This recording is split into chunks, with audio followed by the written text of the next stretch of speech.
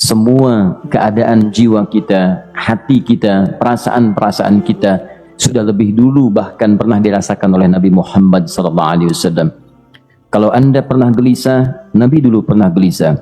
Kalau Anda bahagia, Nabi juga pernah bahagia. Kalau Anda merasakan kekhawatiran, Nabi dulu pernah khawatir.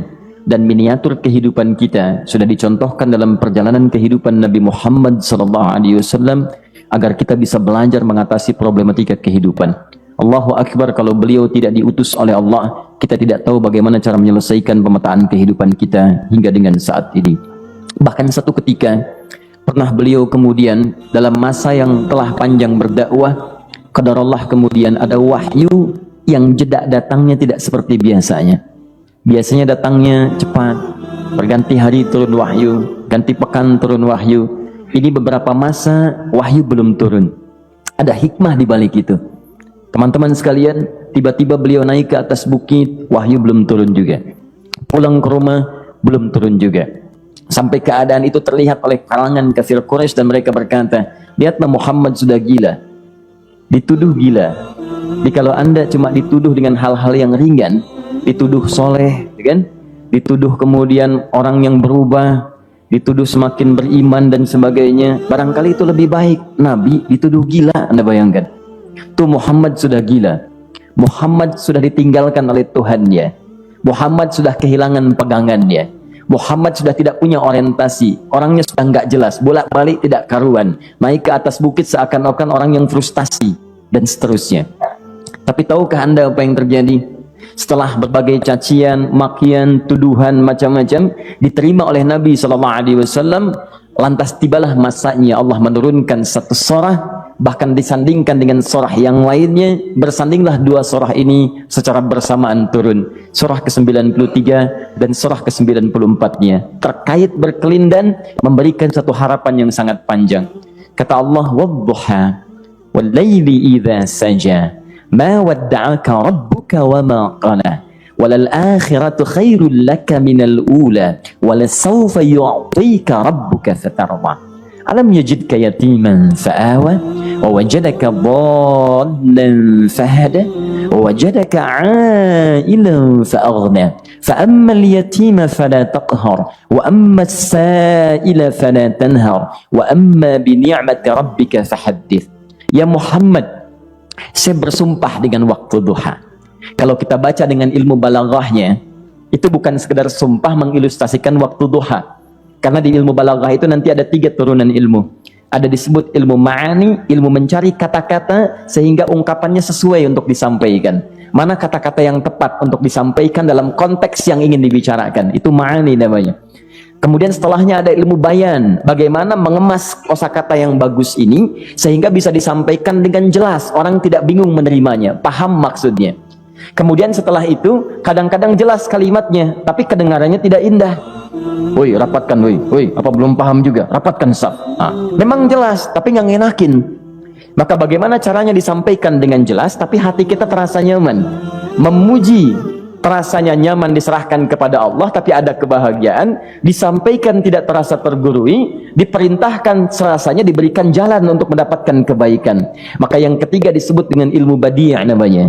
Ilmu menghiasi kalimat yang disampaikan sehingga terasa dengan nikmat. Turunannya nanti ada majaz namanya. Mengambil sebuah kalimat yang untuk diposisikan pada kalimat yang nyaman disebut dengan kinayah turunannya. Maka teman-teman, kata Allah, wadduha, diterjemahkan demi waktu duha, bukan sekedar waktu duha, karena duha itu ada cahaya yang indah, dirasakannya enak. Antum keluar waktu duha kan enak tuh, berjemur, kata orang Sunda moyan gitu kan, datang, bahkan sampai dianalisis ada vitamin D-nya bisa terasakan ya. Kemudian setelah itu ada kenikmatan, enak suasananya, seakan-akan dunia milik sendiri, yang lain numpang. Wah, nyaman keluar itu. Baik, jadi wadduha itu ingin bersumpah mengilustrasikan waktu kenyamanan yang pernah dilalui.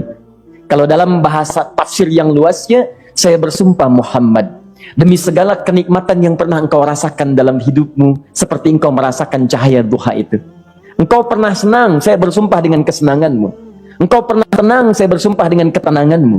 Engkau pernah nyaman, saya bersumpah dengan kenyamanan yang pernah engkau rasakan. Wal laili idza saja, dan aku pun bersumpah demi gelapnya malam. Demikian terjemahannya. Bukan sekedar gelapnya malam saja, itu sesuatu yang pekat. Ya, ini belakang kelihatan agak gelap nih. Untuk memberikan proyek, kesini aja Pak, saya cuma ngasih contoh ini. Contoh. Saya bukan mengeluh, bukan, ingin memberi contoh. Ya, contoh pada ilustrasi yang mau saya sampaikan. Nggak apa-apa, biarkan saja. Saya mau contoh kasih kata saja. Ya, ini belakang agak gelap untuk memproyeksikan cahaya ke sini. Tapi yang mau saya sampaikan, kalau gelapnya begitu pekat, semua cahaya ini nggak ada. Cahaya nggak ada nih, sama sekali tidak kelihatan. Saya mau tanya pada Anda, beraktivitasnya mudah atau sulit? Mudah nggak menemukan sendal Anda di luar? Belum tentu. Menemukan jalan keluar pun belum tentu mudah. Anda mesti meraba-raba jalan. Anda mesti kemudian melihat sesuatu dengan pandangan mata hati Anda. Raba, raba, raba, dan sebagainya. Sampai menemukan jalan, itu pun belum tentu benar. Itulah yang disebut dengan gelapnya malam saja pekat. Kadang-kadang ada orang yang menghadapi satu kesulitan yang pekat, suasananya siang, cuman karena masalahnya begitu pekat, seakan-akan membuat diri dia gelap. Jalan susah, limbung gitu. Kenapa gelap ya? Padahal terang. Karena masalah menggelimuti dirinya, seakan-akan dia diselimuti masalah yang gelap. Bimbang dia, makan nggak enak, minum nggak nyaman, dan seterusnya. Ya, biasanya makan ayam tenang, ini dikasih yang lebih enak juga rasanya pahit, nggak enak zamannya. Maka kalau kita ilustrasikan dalam suasana tadi Muhammad, saya bersumpah, engkau pernah hidup nyaman, ataupun engkau mengalami masalah yang sangat pekat dalam kehidupan.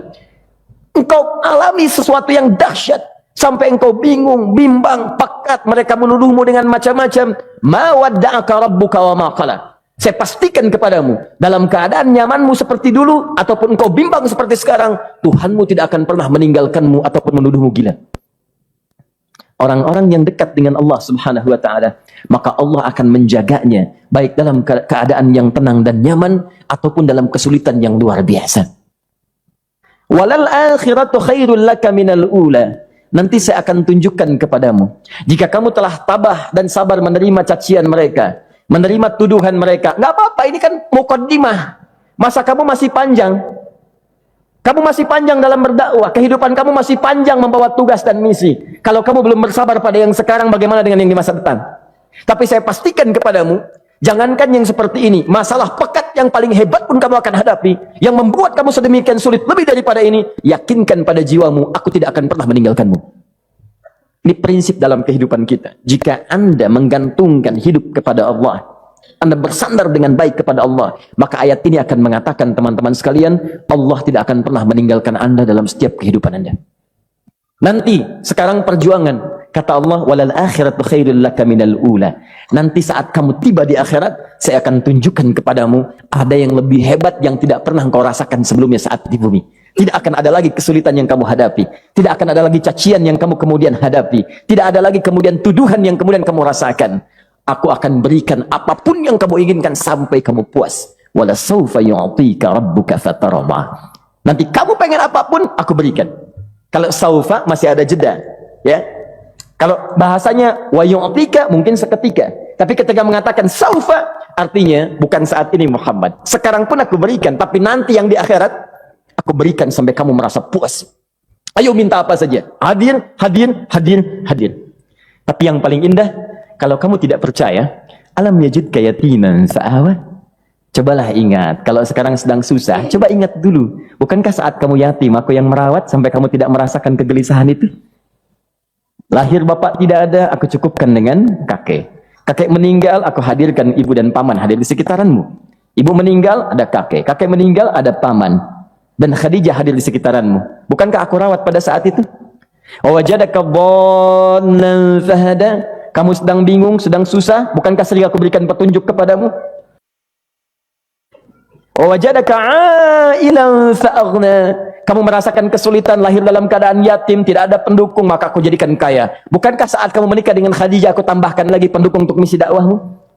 Ini pesan dalam Al-Quran. Kalau Anda sedang merasa susah, kalau ingin menenangkan diri, ingat-ingat yang baik-baik yang dulu. Kalau Anda sedang jatuh dalam bisnis, ingat-ingat saat Anda meningkat dalam bisnis Anda.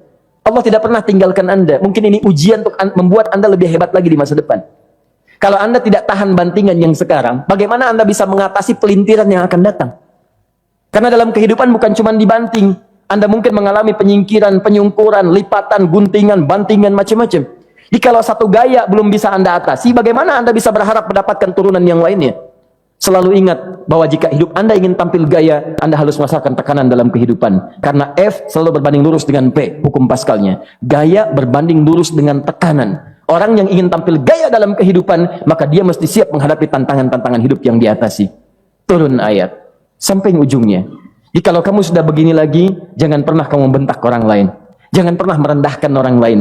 Karena Allah pun menjaga setiap hamba sepanjang ia mendekat kepadamu. Setelah itu